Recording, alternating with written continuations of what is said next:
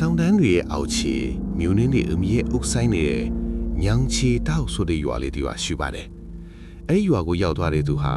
ထူးဆန်းတဲ့အတန်းတိုက်မှုကိုခံစားရပါလိမ့်မယ်။အဝေးကကြည့်ရင်အေးချမ်းတယ်လို့ရှိပေမဲ့ရွာထဲမှာ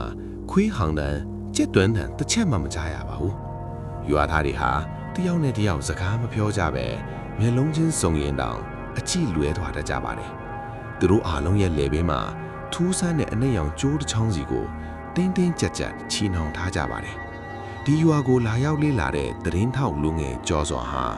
ရွာသားတယောက်ရဲ့အိမ်မှာတေးခိုခွင့်ရခဲ့ပါတယ်။ညအတန်းခေါင်ရံရောက်တဲ့အခါအပြင်ဘက်ကနေရေပွက်တန်လို့တယောက်ယောက်က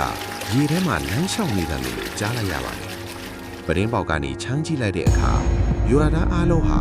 အိပ်ပျော်နေရင်လမ်းလျှောက်ထွက်လာကြပြီးရွာအစွန်ကအိုင်ကြီးစီကိုဥတီသွားနေတာကိုတွေ့လိုက်ရပါတယ်။သူတို့ရဲ့မျက်လုံးတွေဟာဖြူဖက်ဖြူလျော်ထိနေပြီးပါးစပ်ကနေလည်းတစုံတစ်ခုကိုတိုးတိုးလေးရွတ်ဆိုနေကြပါတယ်။ကျော်စွာဟာရွာသားတွေနောက်ကိုတိတ်တဆိတ်လိုက်သွားခဲ့ပါတယ်။ရွာအစွန်ကအိုင်ကြီးရဲ့အလယ်မှာတော့ထူးဆန်းတဲ့တစ်သားတိုင်ကြီးတစ်တိုင်စိုက်ထူထားပါတယ်။ရွာသားတွေဟာအိုင်တဲကိုခါလောက်ထိဆင်းသွားကြပြီးအဲ့ဒီတိုင်ကြီးကိုဝိုင်းပြီးရှစ်ခိုးနေကြပါတယ်။အဲ့ဒီအချိန်မှာပဲရေအောက်ထဲကနေရှည်လျားတဲ့စပင်းတွေနဲ့လက်ချောင်းဖြူဖြူကြီးတွေထွက်လာပြီး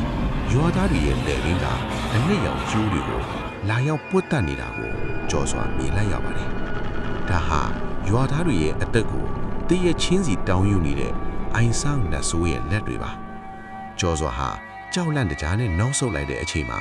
ထစ်ကိုင်းကြောက်တစ်ခုကိုနင်းမိသွားပါတယ်။ကြောက်ခနဲ့အတန်ကြောင့်ရွာသားအလုံးရဲ့ခေါင်းတွေဟာတပြိုင်နက်သေးကြော်စွာရှိရာဘက်ကို180ဒီဂရီလဲလာကြပါတယ်။သူတို့ရဲ့ပါးစပ်တွေဟာမတဘာဝပဲကြေကြေကြီးပွင့်သွားပြီးအသက်မထွက်တဲ့အော်ဟင်မှုတွေနဲ့ကြော်စွာစီကိုပြေးလာကြပါတယ်။ကြော်စွာဟာသူလာခဲ့တဲ့တောလန့်အတိုင်းအသက်လူပြီးထွက်ပြေးခဲ့ရပါတယ်။မိုးလင်းလို့ကြော်စွာမြို့ပေါ်ကိုပြန်ရောက်သွားတဲ့အခါသူဟာဘေးကင်းပြီလို့ထင်ခဲ့တာပါ။ဒါပေမဲ့မှန်ထဲမှာကိုပြန်ကြည့်လိုက်တဲ့အခါသူ့ရဲ့လက်ဘေးမှာလည်းရွာသားတွေလိုပဲအနက်ရောင်ကျိုးတစ်ချောင်းအမှန်သာထင်ကျန်နေလာကိုတွေ့လိုက်ရပါတယ်။နောက်ွယ်ကနေရီပွက်တန်တိုးတိုးလေးတစ်ခုနဲ့အတူမင်းပြန်လာရမယ်ဆိုတဲ့အတန်ကိုကြားလိုက်ရပြီး